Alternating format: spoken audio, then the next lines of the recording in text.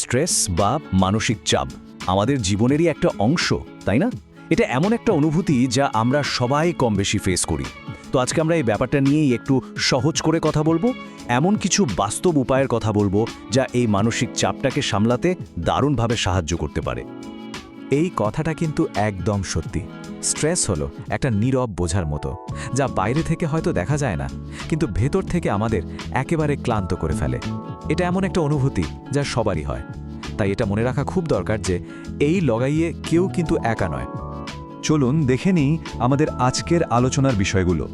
প্রথমে আমরা বুঝব স্ট্রেস জিনিসটা আসলে কি, তারপর মন আর শরীরকে শান্ত করার কিছু খুব সহজ উপায় জানব, আর সব শেষে দেখব কিভাবে নিজের ভেতরের শক্তিকে এই ব্যাপারে কাজে লাগানো যায়।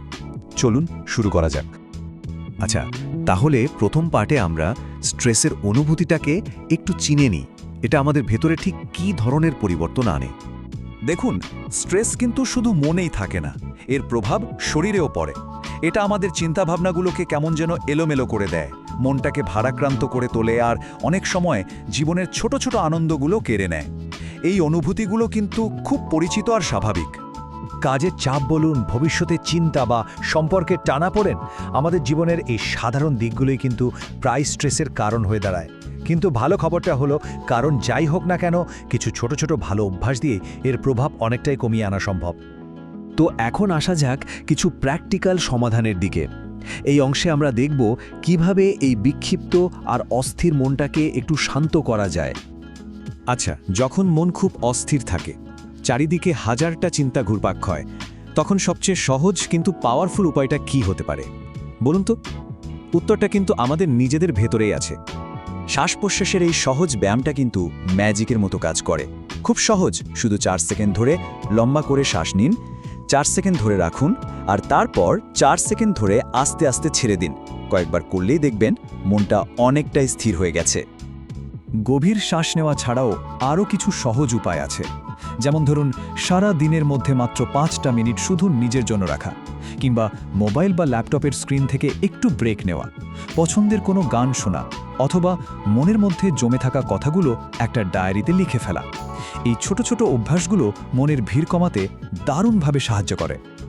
একবার ভাবুন তো, একদিকে কাজের চাপ আর হাজারটা দুশ্চিন্তায় মনটা একদম ভারী হয়ে আছে, আর অন্যদিকে সামান্য একটা কাজ, একটা গভীর শ্বাস বা 10 মিনিটের হাঁটা কি দারুণভাবে সেই মনটাকেই আবার হালকা করে দিতে পারে। পরিবর্তনটা কিন্তু আমাদের হাতেই। মন তো গেল, এবার আসা যাক শরীরের কথায়। কারণ মন আর শরীর কিন্তু একে অপরের সাথে জুড়ে আছে। শরীরকে একটু আরাম দিলে মনও দেখবেন এমনিতেই শান্ত হয়ে আসছে। হাঁটার থেকে সহজ থেরাপি আর কিছু হতে পারে না। যখনই মনে হবে মাথায় অনেক চাপ বা খুব অস্থির লাগছে, শুধু 10 মিনিটের জন্য একটু বাইরে থেকে হেঁটে আসুন। দেখবেন মাথাটা কেমন হালকা লাগছে, মনটাও সতেজ হয়ে গেছে। এগুলো ছাড়াও আরও কিছু কাজ করতে পারেন শরীরটাকে আরাম দেওয়ার জন্য, যেমন হালকা স্ট্রেচিং করা, কাজের চাপ খুব বেশি মনে হলে দায়িত্বটা অন্যদের সাথে ভাগ করে নেওয়া, বা নিজের জন্য ছোট ছোট আনন্দের মুহূর্ত তৈরি করা, যেমন ধরুন প্রিয় 1 কাপ চা। আর সবচেয়ে জরুরি হলো ঠিকঠাক ঘুম। এটা ছাড়া কিন্তু স্ট্রেস কমানো প্রায় অসম্ভব।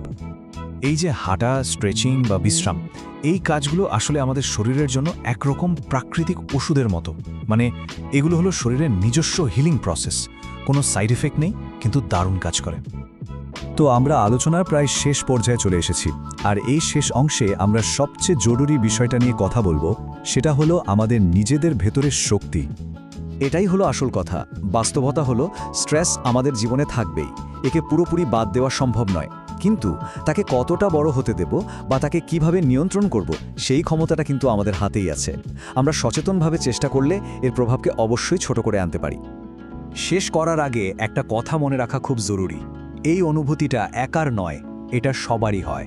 আর আসল সমাধানটা কিন্তু বাইরে কোথাও নেই, ওটা আমাদের ভেতরেই আছে। নিজের প্রতি একটু সদয় হওয়া, নিজের যত্ন নেওয়া, এটাই কিন্তু সবচেয়ে বড় ওষুধ। তো এই আলোচনা শেষে একটা প্রশ্ন থেকেই যায়, আজকের দিনে নিজের মনকে একটু শান্ত রাখার জন্য, ভালো রাখার জন্য কোন ছোট পদক্ষেপটা নেওয়া যায়? হয়তো 1 কাপ চা, 5 মিনিটের গভীর শ্বাস, বা 10 মিনিটের জন্য একটু হাঁটা। উত্তরটা প্রত্যেকের নিজের হাতেই।